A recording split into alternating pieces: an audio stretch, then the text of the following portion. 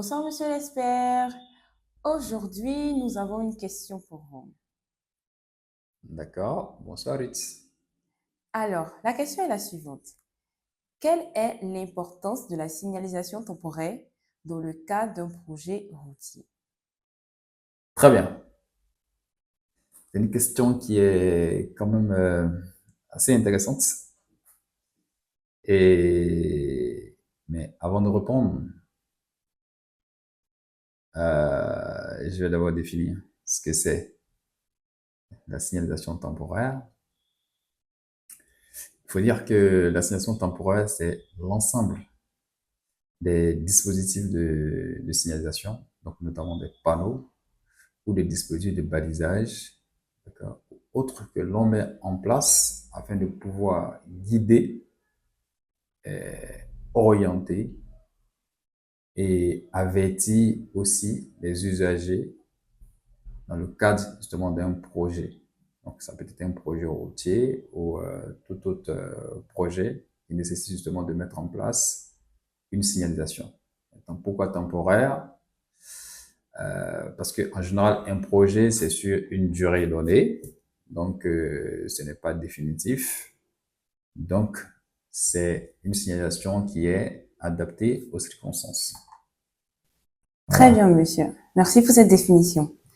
La question suivante, c'est l'importance. Quelle est l'importance de la signalisation temporaire? OK. Son importance. Comme je disais tantôt dans la définition, si on a un projet, il est essentiel donc d'avoir une signalisation, notamment s'il s'agit donc d'un projet routier, comme on l'a dit. Parce que lorsque il y a un projet, alors ce projet va forcément modifier le comportement des usagers, donc des riverains et même, on va dire, en gros, donc de la population. Et vu que donc le nouveau projet, entre guillemets, modifie le quotidien des usagers, il est alors important donc de mettre en place des dispositifs qui vont d'abord signaler notre projet, qui vont avertir, donc qui vont guider également l'usager lorsqu'il se retrouve notamment sur notre projet. Donc, et ça a pour objectif justement d'éviter qu'il y ait des accidents avec donc la population riveraine. D'accord. Donc, c'est pour ça qu'il est important justement de mettre en place une signalisation temporaire lorsqu'il y a un projet en cours. Waouh. Merci beaucoup, monsieur l'expert. Alors, comment reconnaître une signalisation temporaire? Quels sont les différents types de signalisation temporaire, monsieur? Reconnaître une signalisation temporaire. En général, ou presque toujours, il faut dire que la signalisation temporaire, on va trouver par exemple des panneaux. Donc, il y a des panneaux de signalisation. On va, donc, parmi les panneaux de signalisation, on peut avoir de plusieurs ordres. Donc, il y a des panneaux d'approche, il y a des panneaux de position qu'on va appeler également des balises ou du balisage. D'accord? Il y a même donc des panneaux qui peuvent être des enseignes lumineuses. Il y a également des feux tricolores aussi qui peuvent même être utilisés dans le cadre d'un chantier. Mais en ce qui concerne les panneaux, il faut très vite se rendre compte qu'il s'agit donc des panneaux temporaires. Vous allez constater que ces panneaux-là ont des fonds jaunes. C'est-à-dire que le panneau, on peut avoir plusieurs formes. Hein. On peut avoir des panneaux qui ont des fonds jaunes. Donc, vous allez voir, par exemple, attention travaux. Attention travaux qui a un fond jaune, automatiquement, ça va attirer l'attention qu'il y a des travaux ici. Maintenant, il peut y avoir en dehors de ça aussi d'autres panneaux d'information qui en général ont des formes carrées ou rectangles. Donc, ce sont des panneaux donc d'information ou d'indication. ou d'avertissement également, d'accord, qui vont aussi dire attention, travaux sur tel kilomètre, d'accord, ou bien projet de temps, donc ça c'est des panneaux de chantier, donc projet de temps, d'accord, et à partir de ce moment là, ça décrit, enfin, ou du moins ça vous indique déjà qu'il y a un projet, et en plus de cela, vous allez peut-être voir les différents panneaux donc qui sont placés. Donc, comme je disais tantôt, principalement sur des chantiers routiers, vous allez voir ces deux types de panneaux qui sont, ou du moins de signalisation, qui sont la signalisation d'approche et la signalisation de position. La signalisation d'approche vont être, comme son nom l'indique, donc tous les panneaux qu'on va mettre en amont donc d'un chantier, tandis que la signalisation de position vont être les panneaux ou les balises ou les dispositifs qu'on va mettre afin de pouvoir délimiter le chantier. Et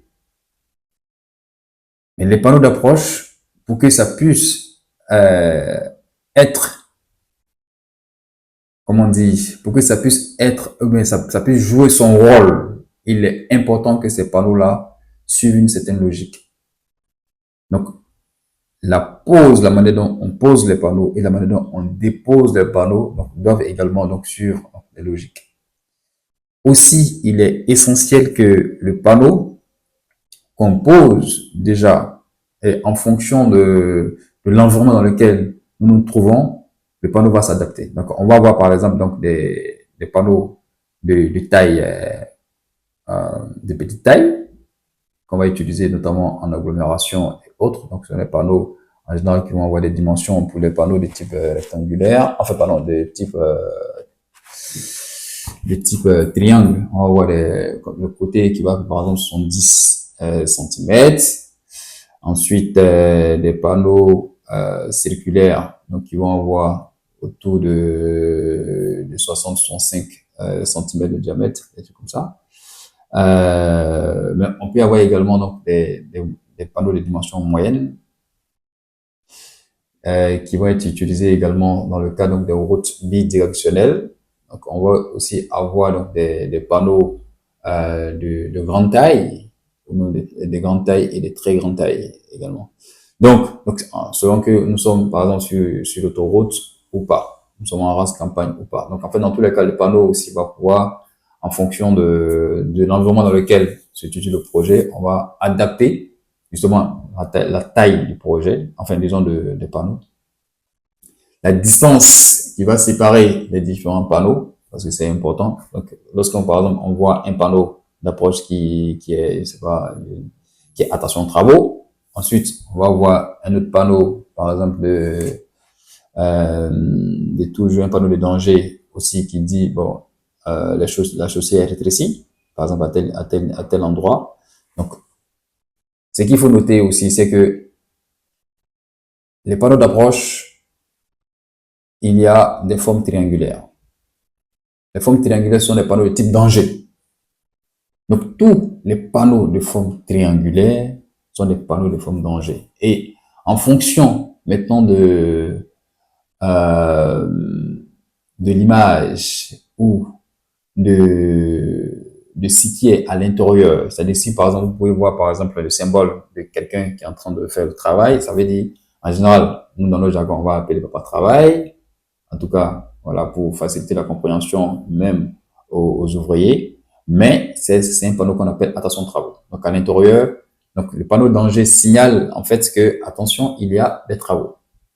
Après les travaux, vous allez peut-être avoir, par exemple, un autre panneau, par exemple, qui va suivre, le plus souvent, hein, c'est pas toujours le cas, qui va dire, il y a rétrécissement de chaussée. En fait, toujours dans votre quête, donc, d'informer l'usager, donc, vous dites, attention, il y a des travaux. Le plus souvent, vous pouvez, par exemple, dire, attention, travaux à tel kilomètre. Ça peut être, ou du moins, attention, travaux à 50 mètres, ou attention, travaux sur 50 mètres. D'accord? Donc, tout ça sont des possibilités, donc, de pose, donc, notamment de vos panneaux. Mais une fois que votre panneau d'approche est, enfin, votre panneau de signalisation ou bien d'approche qui est de la forme triangle, qui vous dit, attention travaux. Après, vous pouvez avoir aussi un autre panneau qu'on appelle chaussée rétrécie. Chaussée rétrécie, en fait, l'avertissement qu'on avait donné à l'usager pour dire, attention, il y a des travaux, on lui dit, ces travaux ont occasionné un rétrécissement. C'est pour ça on dit déjà en présentant des panneaux pour dire, attention, il y a un rétrécissement de chaussée.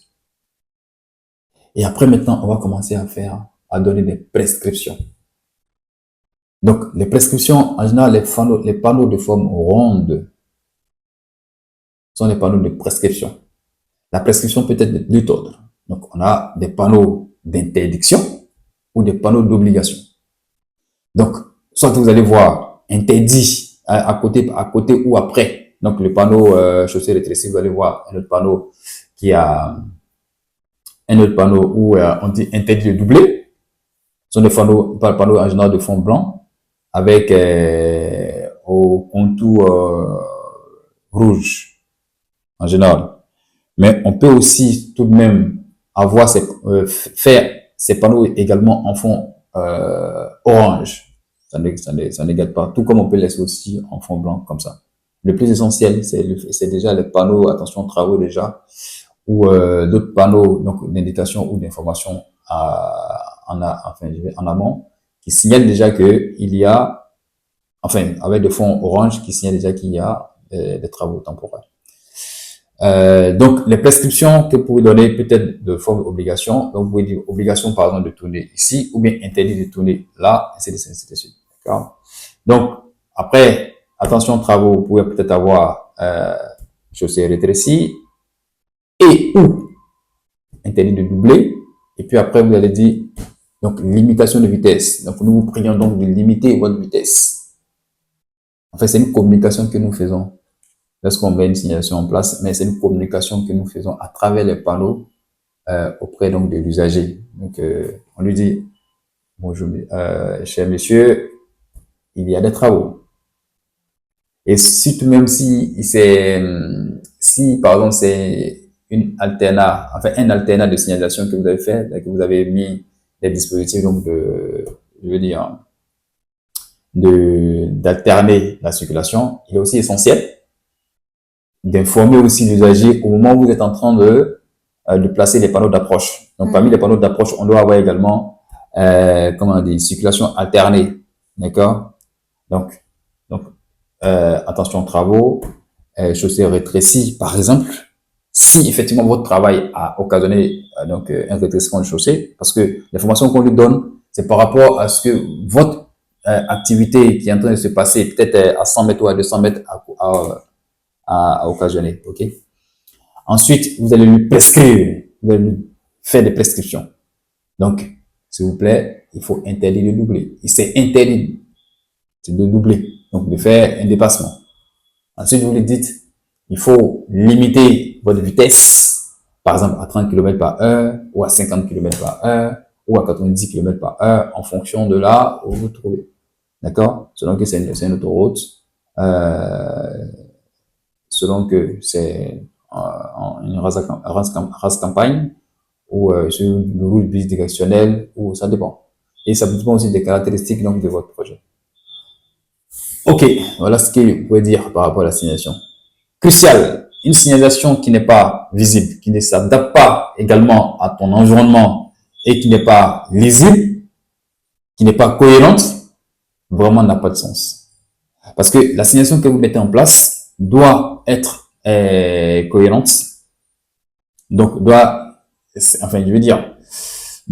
respecter l'esprit donc de la réglementation. C'est-à-dire que si, par exemple, il y a des panneaux déjà existants, donc qu'on appelle les panneaux permanents, parce que vous avez les panneaux permanents et puis vous avez la signalisation permanente et vous avez la signalisation temporaire. La signalisation permanente va être tout ce qui est panneaux que vous voyez actuellement.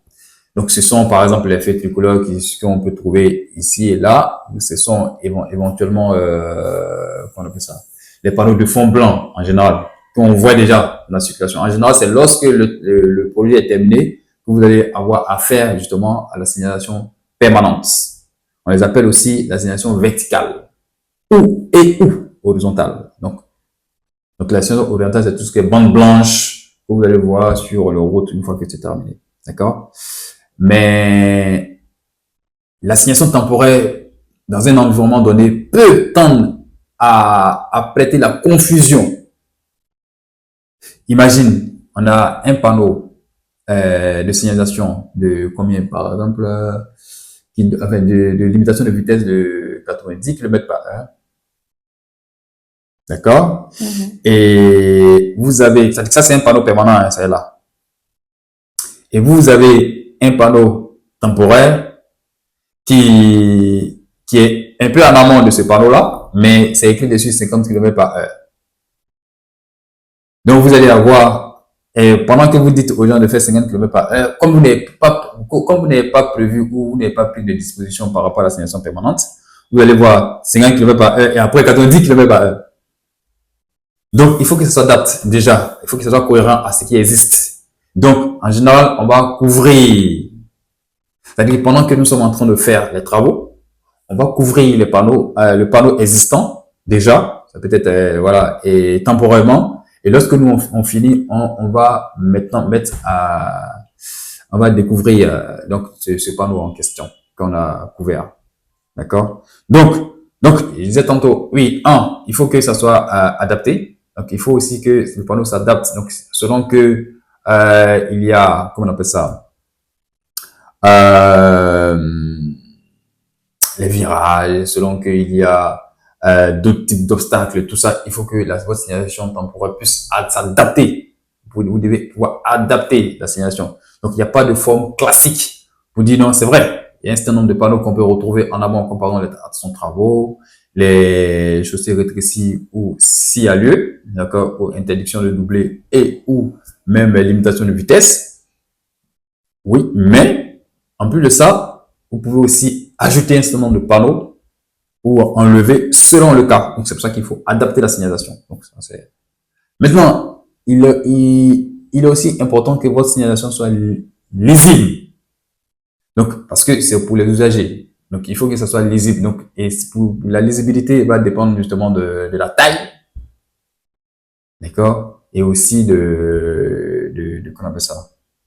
Euh, je veux dire, du format de dessin qui est dans votre panneau. Il faut que ça soit vraiment assez important pour permettre justement à ce qu'on puisse voir, lire également de loin.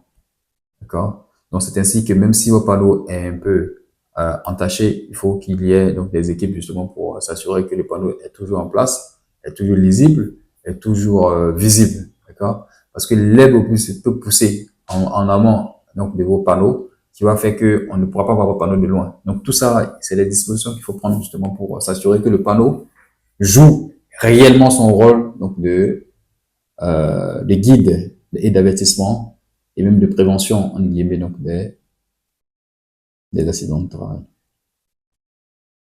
Ok.